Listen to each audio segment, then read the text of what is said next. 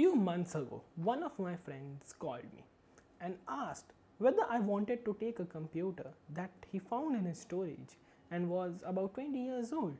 I asked him if it worked or not. He said he didn't know. So I took it. Why? Because I have a lot of free time as I am in 12th, or I am dumb as I don't know. I took it and I brought junk to my house. And these are the few headaches I got because of it.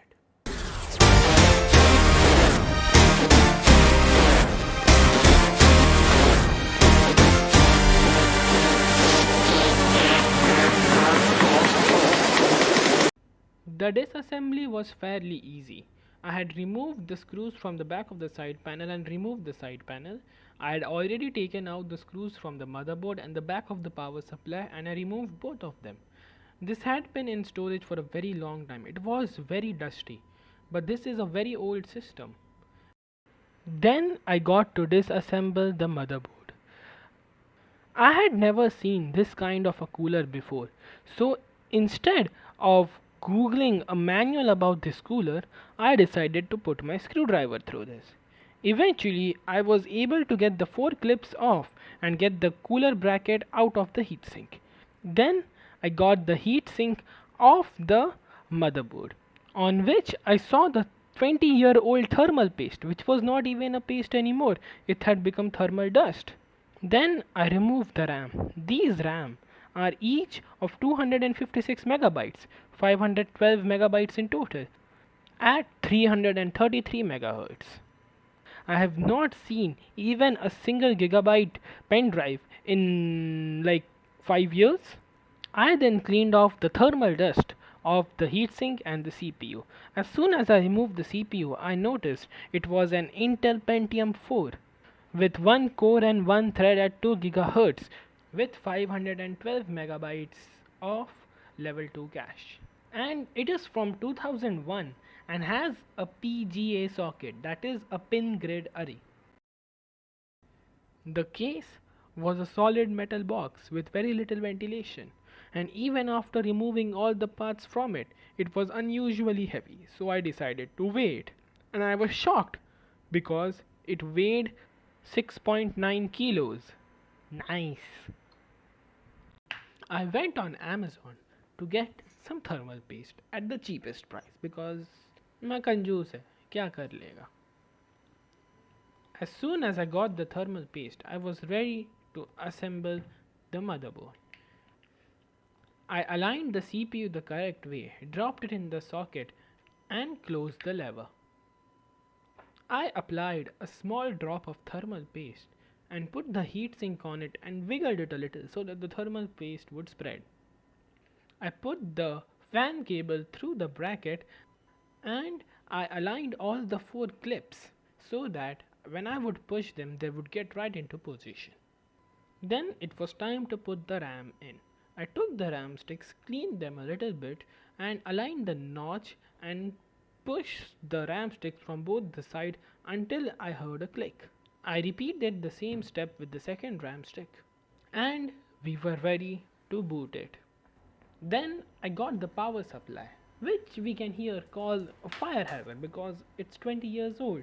It's so old that it only has a 20 pin motherboard connector and a 4 pin CPU connector.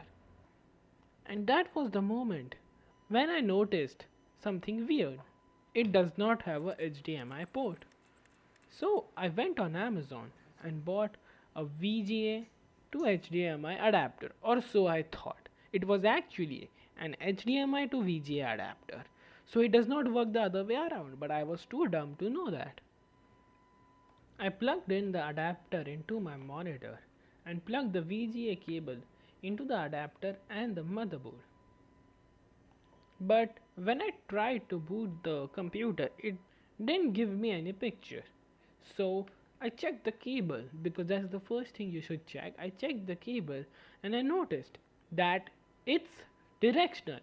It can only work for an HDMI to VGA, not the other way around. So I again went to Amazon and brought a VGA to HDMI adapter. And when I connected it, I got a picture, but there was another problem with it. The picture was very small, I could work with it, but I couldn't get into the BIOS or any of the command line features. I was about to give up because I had already wasted 2 days on this. But in a week, my luck was about to change. I was out on an errand when I noticed in a junkyard there lying a small Samsung monitor. It looked old. I went there and asked if it works. The person said yes, just it was a little broken. So I asked if I could take it. He said yes. I asked how much. He said 300 rupees. And I took it home.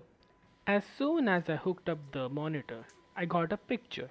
I was able to get into BIOS and move around, but I could not do anything else as this computer did not come with a hard disk. So I had to use the next best thing, a pen drive. But the problem with pen drives is you cannot boot old ISOs like Windows 95 and Windows XP on a USB stick. So I had to go for Linux. But that also came with its fair share of problems. I needed a Linux ISO which would run on a pen drive, had 32-bit support, and worked on 512 megabytes of RAM. I searched for hours on different websites, but all they suggested me was to compile my own, which I didn't want to do. I tried few of the low-end Linuxes. They were booting, but I did not want to install into a USB drive. So I kept on searching, and I came across a live USB creator. This is an application which helps you make a live USB, and it has its own ISOs to download. So it was very easy for me to just choose one, download it, and boot it up. I made the live USB and I booted it up, and surely it booted. I had to wait for around 30 minutes and I was into a desktop screen. I still don't know what I'll do with it. Please send help. I need help. Please take this away from me. It's a fire hazard.